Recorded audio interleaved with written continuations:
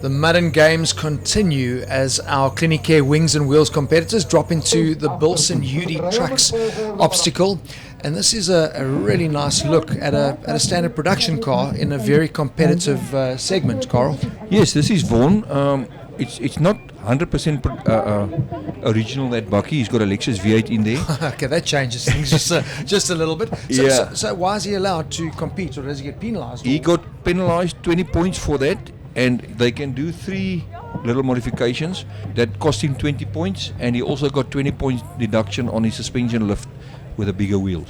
So I guess that's what a lot of guys will look at. They might not fall into a category, but they still want to compete. So you don't make a new category for them. They just choose to take penalties. Yes, if you do too much to the vehicle, obviously you go to the next class.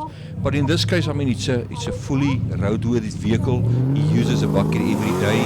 He kept it with the brand, Lexus, Toyota. I mean, it's all good. That's the thing, you know. We know how good that engine is too, because a lot of the Dakar cross-country vehicles were running in those Lexus V8s. They're super strong. Yeah, it's unbelievable engine. My daughter looks like she's handled this course quite well.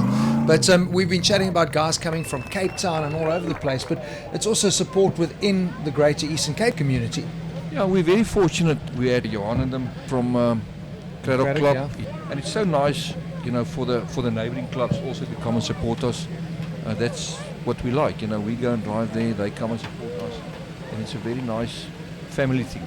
But Cora, is that the thing? I mean, yeah, obviously this is a big event, it's well supported, their sponsors, but do you guys also just do get-togethers on weekends where you go and maybe do an outing and you want to go and tackle a new obstacle in the area? Is that something that the club offers as well? Yeah, we do that. We don't advertise that so widely, because when you have a small little event, it's not so spectator friendly. And then you prefer not to have so many spectators. As you can see, this event is one of our flagship events, and we've got a lot of spectators here. Yeah, for me, it's the amphitheatre. Like every single one of the challenges and obstacles, you've got unbelievable visibility for the fans, and you can really crowd around, which I imagine as a driver also adds that intimidation factor, because as you're getting ready to roll in, you see all these people cheering and clapping and getting involved. That's super cool, and I think that's what we've been missing, is events with spectators. Yeah, the thing is, you have to have the spectators close by. They want to be close by. I mean, that's the whole thing. You want to be right there where the action is. It's a bit of a bummer for the safety. You know, there's such a fine line on the safety, because you must be wide awake in what you do.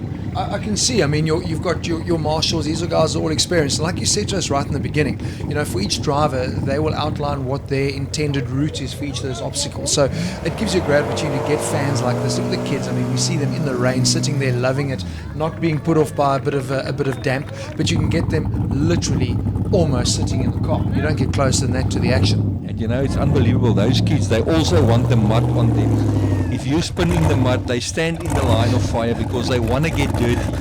If they get dirty, then they feel they achieved something. No, listen, it's super cool. I'm just having a look at that drop in. I mean, there literally was in a normal production car, you wouldn't even clear with your approach angle. There's no ways you'd be able to tackle that turnaround point. But you know, these top trucks really are quite special. I wanted to ask you about this. So if you get bogged down on the top there, I mean, you can't just go and blow it up like this for 30 seconds, because then the next guy's going to have no chance to get in there. What is the rule on that? You see, as long as you make forward progress, you can carry on. There's no progress there. No, the marshal did blow the whistle on me, and I had to take a roll back and just get some more momentum there. I'm glad that you're sitting next to me so I can stick you away on that, because I mean, you're like, no ways, I'm not rolling back, I'm getting out of here.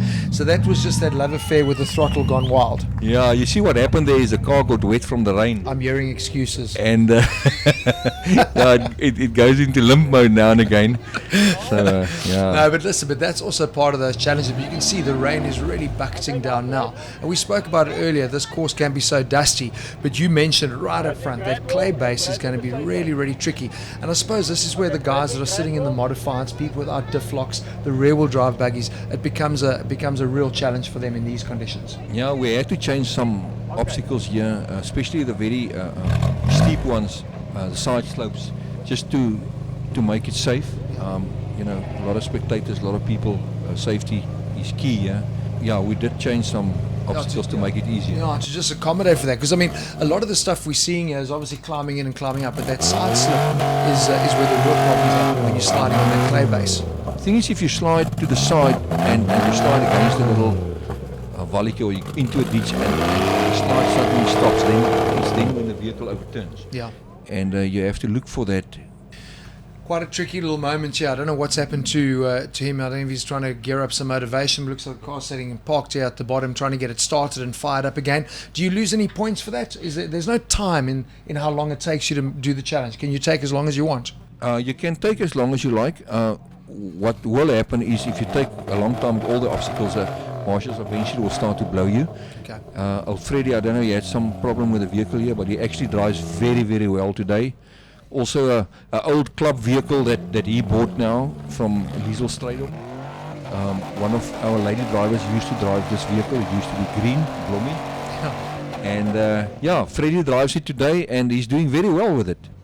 I think that's what's so cool as well. It's like you guys have got an amazing community, and having events like this where spectators can be a part of it. You spoke about the kids earlier. You know, it's something people can grow up and aspire to be a part of. We spoke about the rear-wheel drive buckies. I mean, little buggies. This must be a real fun thing to drive, but taking on a lot more pace to get the obstacles done. Yeah, I tell you what, momentum is key in this class, and they say if force didn't do it, you didn't use enough. And I mean, do the guys, in terms of entry level, obviously the easiest is to go buy your daily runner production car that you drive to work every day and you come and have fun on the weekends. But for guys wanting to get involved in more specialized equipment, is this the cheapest point of entry into the sport? The buggies is definitely one of the cheaper points, and then if you want to go for a four-wheel drive, the little Suzuki Jeeps are also very popular because being so small, it's also very capable. And you don't have to do much to have a lot of fun with it. Well, we actually spoke earlier. I mean, you're talking about a little Suzuki, and then you go to the behemoth, the monster that is a Range Rover. I suppose the big thing, I saw there were classes as well. We saw the Pajero earlier running with short wheelbase and long wheelbase. You know, for me, I would always think short wheelbase is going to work because you're not going to get bogged down on obstacles because of the shorter wheelbase. So have you got separate classes for guys that are coming with a short wheelbase vehicle? They don't compete in the same class. For the point section, but then again, a shorter vehicle does better in a very tricky course. A longer vehicle is slightly safer on the steep climbs. Okay. Yeah, I'm having a look at this. I mean, you have a look at the departure angle at the back. You know, absolutely planting the exhaust in the mud. I mean, there's no worry about panels and equipment here. You know, you can't be too precious about your car when you're putting it through these sort of challenges. But carrying good momentum, and he pulled out quite nicely in there. Yeah, those vehicles, those old Range Rovers, are also very, very capable. Yeah. What was out of these sort of challenges, how involved are you in setting them? Have you got a panel of guys that will work with you and say, right, this is how we're going to lay out this course? Or how does that happen? Because I'm sure guys want to push the margins. You want to make sure it's safe, but it's got to be as challenging as possible. You want mud on your face. You want to feel like you've achieved something. What we normally do is the guy that drives in that class must be part of the layout. I will be in charge where in my class in the top trucks. And then if you in B class, it's nice if you do the B class obstacles because you guys are more aware of what's possible in your class and what not. And normally, you know, it's not only one guy that builds the track; it's a couple of guys. So they share ideas, and it's quite cool though, because I imagine driving past here, it just looks like a pile of mounds and things that have just been, you know, dumped there haphazardly. No one realizes the amount of fun that you can sit and have in something like this. It's a great little play park. I mean, yeah, you look at guys coming in stock standard vehicles. This is something he's going to go camping on the weekend, taking on the Bavions. But for today, he's taking on the Clinic Wings and Wheels Challenge. Super cool. This is a Wally Frost here. Very old hand in the sport. He knows his story. He knows his vehicle, and that Pajero of his also, as I said earlier, very capable for a standard vehicle.